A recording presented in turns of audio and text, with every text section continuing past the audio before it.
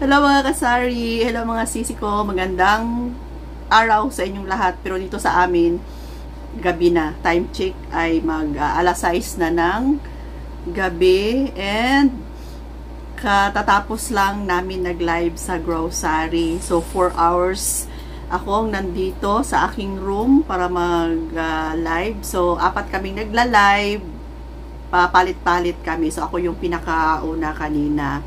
So, gusto ko lang i-share sa inyo mga sisi ko na itong pagla-live ko sa grocery ay ito po yung extra income ko aside sa tindahan.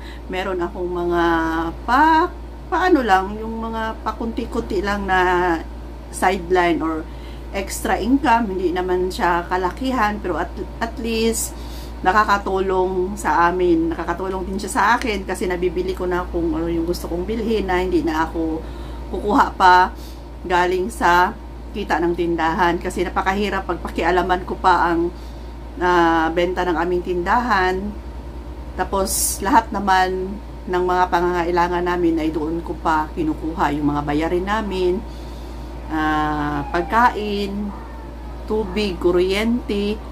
So, hindi na pwedeng kukuha pa ako doon para sa mga pinang-order ko sa Shopee. So, nakikita nyo naman palagi yung mga ina-unbox ko, binibili ko na kahit na ano-ano, mga damit, mga kagamitan sa bahay. Lahat po yun ay galing po sa aking maliit lang naman na kinikita sa pag-live selling sa grocery. At sa sahod ko sa YouTube, ayan, meron din tayong makukuha sa YouTube na kunting sahod lang din. Pero thankful na ako kay God. At least kahit papano meron akong sarili kong pera na pwede kong, yun na nga, nabanggit ko kanina, pwede kong mabili kung ano yung gusto kong bilhin. Ayan mga kasari. So masakit ang ulo ko, katatapos lang namin. Maraming salamat sa lahat na nag-order pala kanina sa live selling sa grocery. And abangan ninyo, next week ay i-announce na ang manalo. So lagi kong binabanggit kapag nag-live kami na mag-order kayo kasi may mga parapol po kapag sa live mag-order. So, makapag-order lang po ay yung may tindahan at yung naka-download na or may apps na sa grocery. Yun lang po yung pwedeng umorder. So, punta lang po kayo sa grocery page. I-follow nyo para every time na mag-update at magla-live kami. Yung mga kasari ko na nanonood ngayon na may grocery app, sana mag-order kayo. Mag-order na kayo sa live namin. Ayan, para ma-shoutout din namin kayo. Lahat naman na nagla-live selling kaming 4 ay mga vlogger din.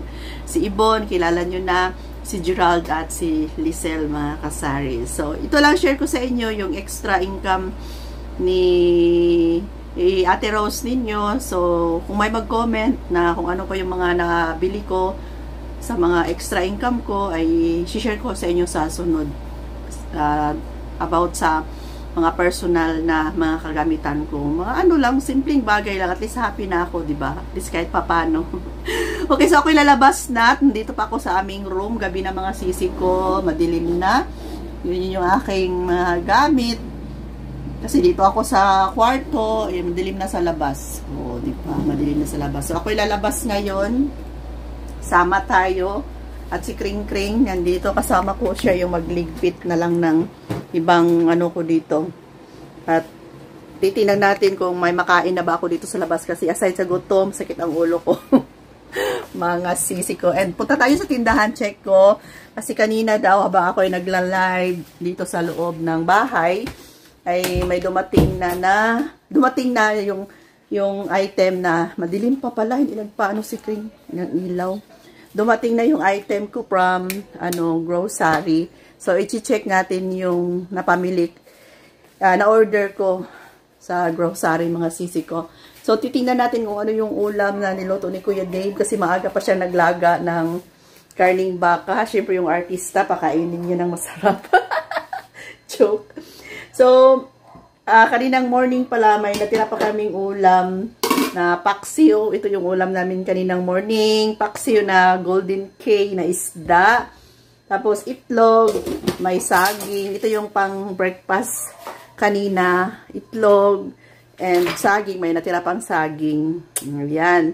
And ngayon pala ang niluto ni Kuya Dave ay nilagang bakat. Ayan. Oh, ha.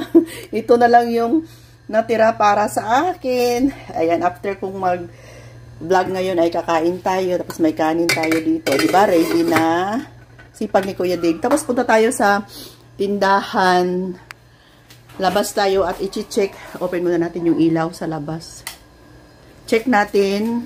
Si Kuya Dave doon. Ngayon pa lang ako kasi nakalabas. Pumasok ako sa room, mga sisi ko. 12 pa. Kaninang 12 noon. Nasa room na ako, naka-aircon na ako, ayan, umaandar pa kasi andyan si Chris sa loob. So, ito yung item from grocery. Bakit madilim dito? Oh, nabuksan na ni Kuya Dave kasi may ano daw siya, may tiningnan.